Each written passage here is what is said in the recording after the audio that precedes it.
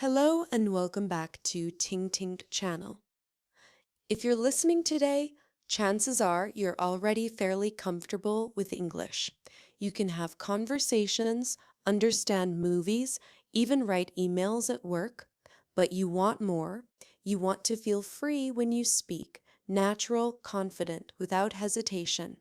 And maybe like so many other learners, you've heard you must have a speaking partner to become fluent. Sounds logical, right? Language is communication, so surely you need another person.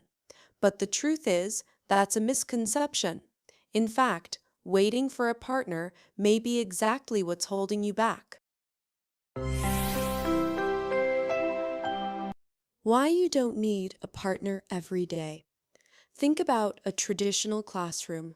20 students, one teacher. You speak for maybe 2 minutes, or maybe you have an online partner who is friendly but never corrects your mistakes.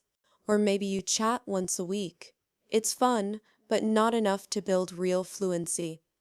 If you're learning this way, you're stuck because fluency only comes from repetition plus consistency, not from depending on someone else's schedule. It's like being an athlete. You can't train once a week and expect top performance. You also can't expect fluency from a few scattered conversations. So in this episode, I'll show you the steps, simple steps, that many fluent speakers use daily. For them, these habits are not optional, they are essential. So now I want you to focus. Let's begin. The power of independent practice. Here's the secret.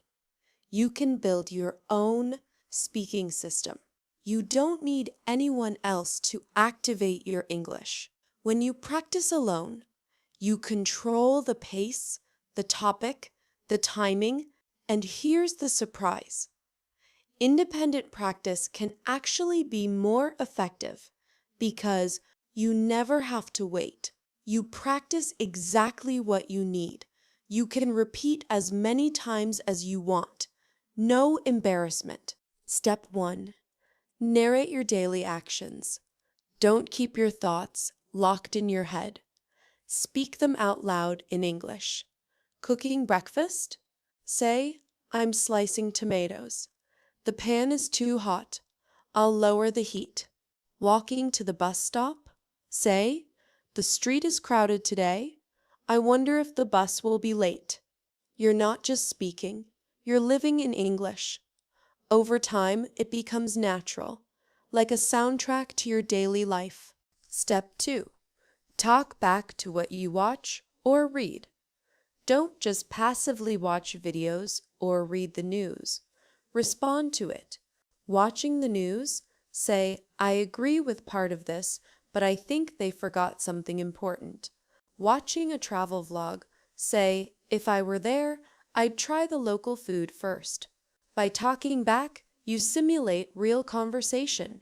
Your brain learns to react quickly, just like in real life. Step 3. Self-dialogue. It sounds unusual, but it's powerful. Play both roles. For example, Ro, you. Excuse me, do you know where the train station is? You as stranger. Sure. Walk straight ahead, then turn left at the bank. You can practice interviews, arguments, or storytelling. It's like rehearsing before the real performance. The more you do it, the more natural it feels when the real situation comes. Step 4. Modern tools to boost your practice. Today, technology makes independent learning easier than ever. You can open AI tools like ChatGPT and practice any situation from ordering food at a restaurant to a job interview, even at midnight. No waiting, no scheduling. Smart learning apps track your progress like a personal coach. They point out what you need to improve and save you from wasting time. And don't underestimate recording your voice. Imagine listening to your first recording. Broken, hesitant, unclear. Then 3 months later, listening again. You'll hear smoother sentences, stronger rhythm. That's the clearest proof of progress. Step 5. Create a daily speaking blueprint. Think of it as a workout plan, but for your English morning. While brushing your teeth or getting ready for work, say out loud, "I'm brushing my teeth. I feel sleepy, but I'll go jogging." Just a few sentences to start the day. Afternoon. Watch a short video or podcast. Don't just listen, respond. Example. Watching a weather forecast. Say, "I actually like rainy days. They make me feel calm." Evening. Before bed, practice a short self-dialogue. Take 2-3 minutes to tell your day, what you did, who you met, how you felt. Just 15-20 minutes a day, but done consistently. It's far more powerful than studying 2 hours once a week. Like a healthy body comes from daily exercise, your English muscle grows from small, steady training every day. Step 6. Track your progress. Become the storyteller of your own growth. Record your voice once a week. At first, you might cringe. You might want to delete it. Don't keep it. Months later, when you listen again, you'll hear it. Smoother sentences, more confident tone. It feels like opening an old diary and realizing how much you've grown. Step 7. Keep the long-term vision. Fluency is not a finish line. It's like building a house, brick by brick, word by word, sentence by sentence. There are no shortcuts, but there are no limits either. Keep laying bricks every day, and one day you'll stand inside a strong, unshakable house, your English fluency. Final challenge. So, do you need a partner every single day? No. The best, most reliable partner is you. Here's my challenge. Right after this episode, say something out loud in English. Summarize what you learned. Argue with me. "Tom, I don't agree with that." Or simply describe what you're about to do. "I'm making tea." Every time you speak out loud, you're not just practicing for tomorrow, you're building fluency today.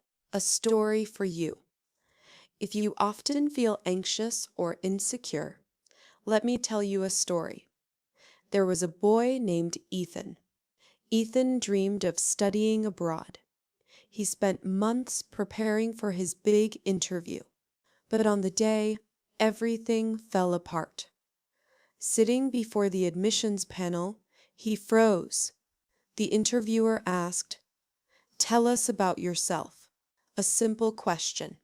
But Ethan stammered, stumbled, and the words wouldn't come. The interview ended quickly. The result? Rejected.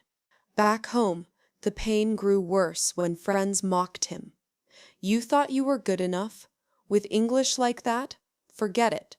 Each word felt like a knife in his chest. Ethan was angry and ashamed, but instead of quitting, he slammed his bedroom door shut and made a promise. "I won't walk out until English becomes a part of me." Day after day, Ethan became both teacher and student. Every morning, he stood in front of the mirror, narrating, "I'm washing my face. I'm ready for a new day." In the afternoon, he argued with the TV.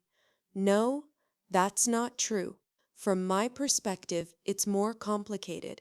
At night, he created self-dialogues, playing both himself and imaginary friends, arguing, telling stories, even laughing alone in his small room. He recorded everything. At first, he hated the sound of his voice, but he kept the recordings. And week by week, he noticed the change, smoother flow, stronger confidence. 2 months later, one night he called a close friend. For the first time, he spoke English fluently for 15 minutes straight without hesitation. After hanging up, Ethan stood still. Tears filled his eyes. "I did it. Somewhere along the way, I became fluent." When he met again those who once mocked him, Ethan just smiled. No need to prove anything. His confident voice said it all. And here's the message. Persistence and determination can turn the impossible into reality. You don't need anyone else, only yourself. Stay consistent, and one day you'll be amazed at the new version of you. Thank you for staying with me through this episode. If you found it useful, don't forget to like and share, because out there, someone else might need your help too. We'll meet again in the next episode.